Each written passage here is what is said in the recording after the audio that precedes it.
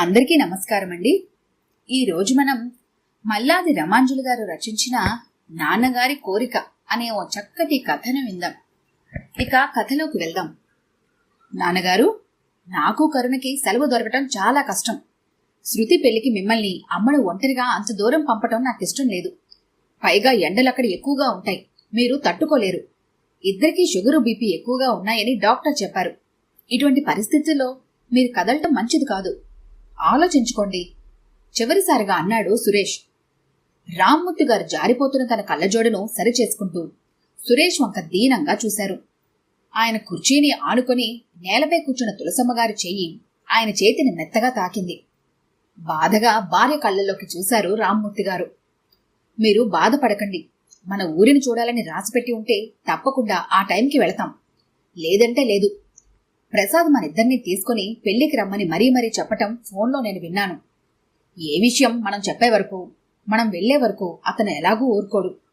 మీరంటే వాడికి ఎంత ప్రాణమో నాకు తెలియనుగా. లోగొంతుకుతో భర్తను ఓదార్చింది తులసమ్మ. ఏమో తులసి, నేను ఎంతకాలం బ్రతుకుతానో నాకే తెలియదు. మన ఊరు వదిలిపెట్టి చాలా కాలమైంది. పోయే ముందైనా నేను పుట్టిన ఊరిని కల్లారా చూడాలని, కొన్ని రోజులు నేను పుట్టిన ఆ గడ్డ మీద గడపాలని ఎన్నాళ్లుగానో అనుకుంటున్నాను. కోరిక నెరవేరేటట్టు నాకు కనిపించటం లేదు, బాధగా అన్నారు. ఊరుకోండి, అంతలా బాధపడకండి. మన పెద్దవాడు పిల్లలు వెళుతున్నామని నిన్ననే చెప్పారు కదా. పోనీ వాడిని అడిగి చూద్దాం. మీ కోరిక తీర్చమని వాడిని బ్రతిమలాడతాను. రండి, చాలా పొద్దుపోయింది, పడుకుందురుగాని అంటూ భర్తను మంచం వైపు నడిపించింది తులసమ్మ. ఏరా సురేష్, నాన్నగారు ఆ ఊరు వెళ్లాలని పట్టుబడుతున్నారు. నడవలేరు, లేస్తే కూర్చోలేరు, కూర్చుంటే లేవలేరు. ఇద్దరి పరిస్థితి దాదాపు ఒకలానే ఉంది. ఈ వయసులో కదలటం అంత మంచిది కాదు. కాని పాపం పెద్దవారు నోరు తెరిచి అడిగారు. కాదనలేకపోతున్నానురా, తమ్ముడితో అన్నాడు రమేష్. అవునన్నయ్య, ట్రైన్లో ఏసీలో తీసుకెళ్లినా స్ట్రెయిన్ అవుతారేమోనని బెంగగా ఉంది నాకు. మనం నలుగురం ఉద్యోగాలకు వెళ్లిపోతాం, పిల్లలు కాలేజీలకు వెళ్లిపోతారు. ఒంటరిగా ఇంట్లో వాళ్ళిద్దరినీ వదలాలన్న భయంగానే ఉంది నాకు. కాని వేరే దారి లేదు కదా. మరి కోరిక తీర్చలేదన్న మాట ఎందుకు? ఎలాగో నువ్వు వెడతానంటున్నావు కదా, నేను కూడా లీవ్ కోసం ట్రై చేస్తాను. దొరికితే అందరం కలిసే వెడదాం అన్నాడు సురేష్. అందరూ వెళ్లాలనే నిర్ణయం తీసుకున్న తర్వాత ఇద్దరికి మనసు తేలిగ్గా ఉంది. 10 నిమిషాలు మాట్లాడుకుని ఎవరి ఫ్లాట్స్ లోకి వాళ్ళు నడిచారు అన్నదమ్ములిద్దరు. రామ్మూర్తి, సాంబశివం అన్నదమ్ములు. రామ్మూర్తి గారికి 2 ఆడపిల్లలు కలిగిన తర్వాత 10 సంవత్సరాలకు ఆలస్యంగా రమేష్, సురేష్ పుట్టారు. సాంబశివానికి 4 ఆడపిల్లల తర్వాత ఒకడే మగనలుసు ప్రసాద్ పుట్టాడు. కొడుకు ఒక్కడే కావటంతో బాగా గారాబం చేశాడు సాంబశివం. ఫలితంగా ప్రసాద్కి పెద్దగా చదువు అవ్వలేదు. ఆడపిల్లల పెళ్లిళ్లయ్యాక మధ్య వయసులోనే క్యాన్సర్తో కన్ను మూశాడు సాంబశివం. చిన్న వయసులోనే తండ్రి పోవటంతో 10 ఎకరాల భూమి సాగు చేస్తూ మంచి వ్యవసాయదారుడిగా స్థిరపడ్డాడు ప్రసాద్. బావగారి పిల్లలు చక్కగా చదువుకొని మంచి ఉద్యోగాల్లో స్థిరపడటంతో చదువులేని తన కొడుకును చూస్తే కొంచెం చిన్నతనంగా ఉండేది అతని తల్లి కమలమ్మకి. రామ్మూర్తి బడిపంతులుగా రిటైర్ అయ్యాక ఉన్న కొద్దిపాటి పొలం, కాలం నాటి పెంకుటిల్లు బేరం పెట్టి కొడుకుల దగ్గరకు ఢిల్లీ చేరుకున్నాడు. కొడుకులు, కోడళ్లు, ఆ తర్వాత మనవళ్లు, మనవరాళ్లు అనే జంజాటంలో మునిగిపోయి రామ్మూర్తి దంపతులకు మళ్లీ ఇంతకాలం తర్వాత పుట్టిన ఊరు వెళ్లాలనే ఉబలాటం, కోరిక ఎక్కువయ్యాయి. ప్రసాద్ కూతురు శృతి పెళ్లి కూడా కలిసి రావటంతో వారి కోరిక మరీ అధికమైంది. కొడుకులిద్దరూ ప్రయాణం గురించి చెప్పగానే రామ్మూర్తి గారి ముఖం వికసించింది. మళ్లీ ఇన్నాళ్లకు తన ఊరు వెళ్లబోతున్నందుకు సంతోషంగా, మనశ్శాంతిగా ఆ రోజు నిద్రపోయారు ఆయన. ట్రైన్ దిగగానే పెదనాన్నను ఆప్యాయంగా కౌగిలించుకున్నాడు ప్రసాద్. ఇంత పెద్ద వయసులో అంత దూరం నుంచి నా కూతుర్ని పెళ్లి కూతురుగా ఆశీర్వదించడానికి వచ్చారు పెదనాన్న. నాకు చాలా సంతోషంగా ఉంది. ఈ తృప్తి చాలు నాకు. మీ పెద్దల ఆశీస్సులతో నా కూతురు 10 కాలాల పాటు చల్లగా ఉంటే అంతే చాలు, ఆనంద భాష్పాలు పిలుచుకుంటూ అన్నాడు ప్రసాద్. తమ్ముడి కొడుకును అన్ని సంవత్సరాల తర్వాత చూడగానే సంతోషంతో 1000 ఏనుగుల బలం వచ్చినట్లుంది రామ్మూర్తి గారికి. ఆప్యాయంగా అతని బుగ్గలు తుడిచారు. ప్రేమగా దగ్గరకు తీసుకుని నుదుటి మీద ముద్దు పెట్టుకున్నారు. బావగారిని, తోటికోడల్ని చూడగానే చేతికర్ర సాయంతో సంతోషంగా ఎదురొచ్చింది కమలమ్మ. ముగ్గురు ఒకరు ముఖాల్లోకి ఒకరు ఆప్యాయంగా చూసుకున్నారు. చూపుల్లోనే ఆనందాన్ని పంచుకున్నారు. ఎన్నో యుగాలకు కలుసుకున్నట్లుగా కుశల ప్రశ్నలు వేసుకున్నారు. ఎన్నో సంవత్సరాల తర్వాత ఒక చోట కూర్చొని తృప్తిగా విందు భోజనం చేశారు. గతకాలపు జ్ఞాపకాలను నెమరు వేసుకున్నారు. వారి అపురూపమైన కలయికకు బంధువులందరి కళ్ళు చెమర్చాయి. మర్నాడే పెళ్లి సందడి మొదలైంది. తోడికోడలిద్దరూ దగ్గరుండి శృతిని పెళ్లి కూతుర్ని చేయించారు. పెద్దవాళ్లు ముగ్గురు ఒకేసారి చిన్నపిల్లలైనట్లు, పెళ్లి సందడంతా తమదే అయినట్లు తిరుగుతున్నారు. నాళ్ళు వయోభారం మీద పడినట్లున్న తల్లిదండ్రులను ఇంతలోనే అంత సంతోషంగా చూస్తున్న రమేష్, సురేష్ కళ్ళు సంతోషంతో మెరిశాయి. చాలా కాలం తర్వాత ఆ ఊళ్ళోనే ఉంటున్న తన తోటి వారిని, బంధువులను కలుసుకోవటంతో సంతోషంతో ఉక్కిరిబిక్కిరి అవుతున్నారు రామ్మూర్తి దంపతులు. పెళ్లి కూతురికి పూలజడ కొట్టడం దగ్గర నుంచి సందడంతా తనదే అయినట్టుగా హడావిడిగా తిరుగుతున్న తులసమ్మను ఆశ్చర్యంగా చూశారు ఆమె కోడళ్లు. సందర్భానికి తగినట్లుగా పెళ్లి పాటలన్నీ రాగయుక్తంగా పాడింది తులసమ్మ. నాయనమ్మలో ఇంత టాలెంట్ ఉందా అన్నట్లుగా ఆశ్చర్యపోయారు మనవరాళ్లు. పెద్ద దంపతులిద్దరూ ఆది దంపతుల్లా మంటపానికి దగ్గరగా కూర్చొని పెళ్లి తంతునంతా ఆసక్తిగా, సంతోషంగా చూశారు. నవదంపతులను మనస్ఫూర్తిగా ఆశీర్వదించారు. అన్ని కార్యక్రమాలు ముగిశాక శృతిని అత్తవారింటికి పంపారు ప్రసాద్ దంపతులు. ఆ సంతోష సమయంలో తన పక్కన తన తమ్ముడు లేకపోవడంతో బాధగా కళ్ళొత్తుకున్నారు రామ్మూర్తి గారు. 4 రోజులు ఆనందంగా గడిపాక ఆ రోజు రాత్రే అందరూ ఢిల్లీ బయలుదేరవలసి ఉంది. ప్రొద్దుటే లేచి పేపర్ చూస్తున్న రామ్మూర్తి గారి దగ్గరకు మెల్లగా వచ్చింది తులసమ్మ.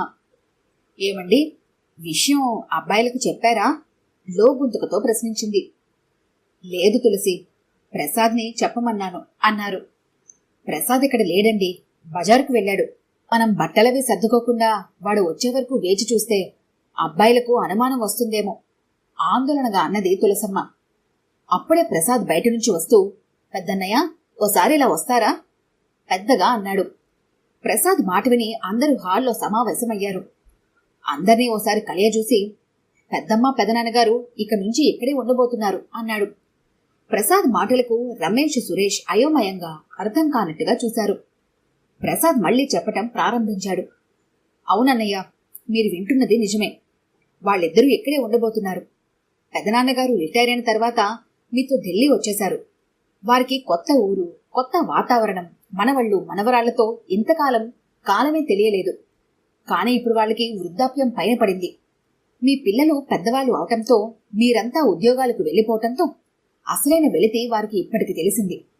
వారి చివరి రోజులను ఇక్కడే గడపాలనే నిర్ణయానికి వచ్చారు.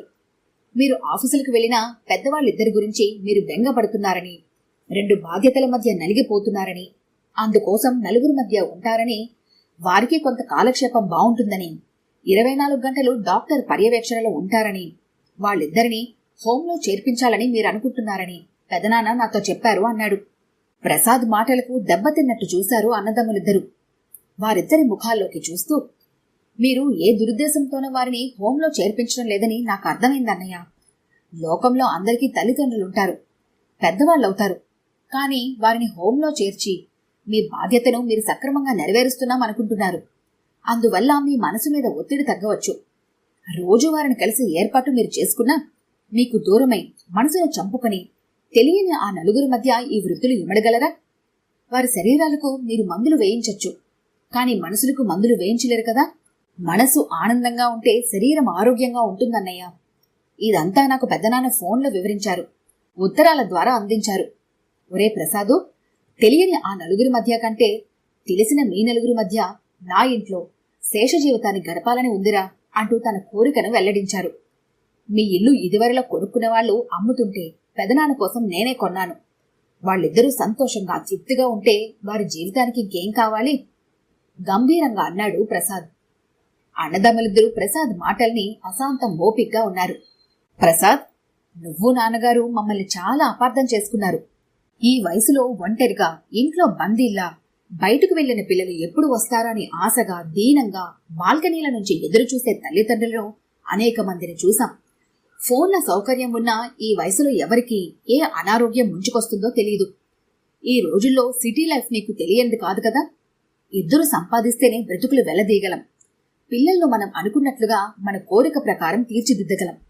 సిటీలో ఎవరి జీవితాలు వారివి. ఒకరి గురించి ఒకరు పట్టించుకోరు. ఇటు ఉద్యోగ బాధ్యత, అటు పెద్దవాళ్ల బాధ్యత సక్రమంగా నిర్వర్తించటం కత్తి మీద సాము లాంటిది.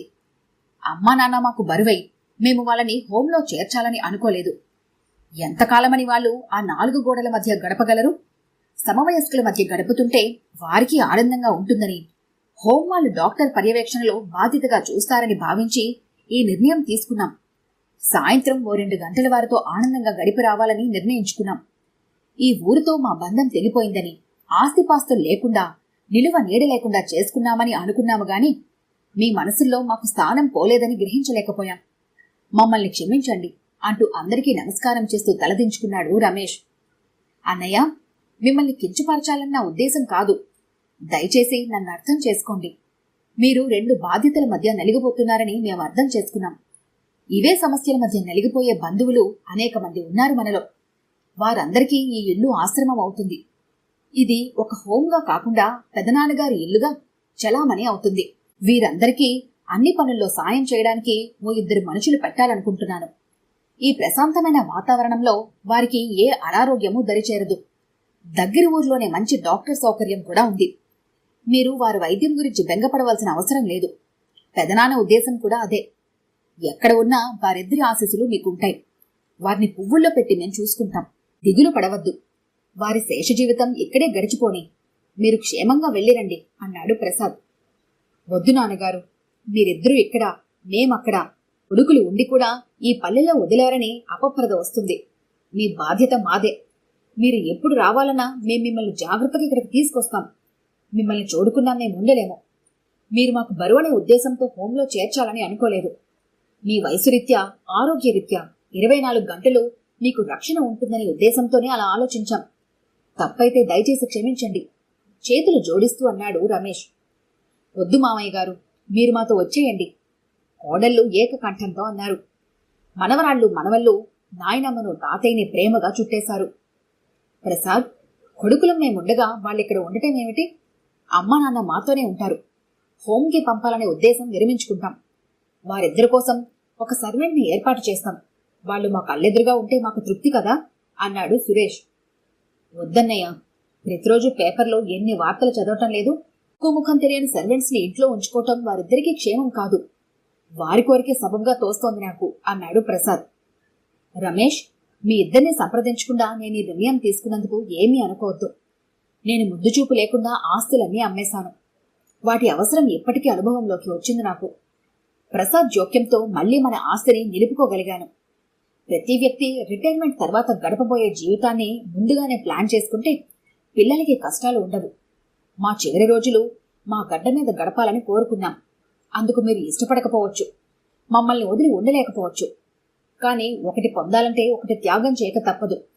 మీకు వీలైనప్పుడు మమ్మల్ని చూడటానికి వస్తే ఈ ఊరు మిమ్మల్ని మనస్ఫూర్తిగా ఆహ్వానిస్తుంది. క్షేమంగా వెళ్ళిరండి. మా ఆశీస్సులు మీకెప్పుడూ ఉంటాయి. కొడుకుల్ని మనస్ఫూర్తిగా ఆశీర్వదించారు రామ్మూర్తి గారు. బంధువులంతా ఏకకంఠంతో ప్రసాద్ ఆలోచనకు మద్దతునిస్తుంటే రమేష్, సురేష్ ఆలోచనలో పడ్డారు. ఒకరికొకరు సంప్రదించుకున్నారు. వారందరి ప్రతిపాదనకు మరేమీ మాట్లాడలేకపోయారు. చివరికి, సర్లేండి నాన్న, మీరంతగా కోరుకుంటున్నారు కాబట్టి మేము ఒప్పుకోవాల్సి వస్తుంది. మీ ఆరోగ్యం జాగ్రత్తగా చూసుకోండి. అమ్మా, మమ్మల్ని ఎప్పుడు చూడాలనిపిస్తే అప్పుడు కాకితో కబురు చేసినా వచ్చి వాలిపోతాం. మీరిద్దరూ ఎక్కడున్నా సంతోషంగా, ఆరోగ్యంగా ఉండటమే మాకు ఆనందం అన్నారు. తల్లిదండ్రులు తమతో చెప్పకుండా ఆ నిర్ణయం తీసుకున్నందుకు రమేష్, సురేష్ చిన్నబోయినా వారి ఆఖరి కోరిక తీరబోతున్నందుకు ఆనందించి అందరూ వారి ఆశీస్సులు అందుకొని మౌనంగా రైలెక్కారు. ఈ కథ కనుక మీకు నచ్చినట్లయితే లైక్ చేయండి, షేర్ చేయండి. మరిన్ని ఇంట్రెస్టింగ్ కథల కోసం మా ఛానల్ని తప్పకుండా సబ్స్క్రైబ్ చేసుకోండి.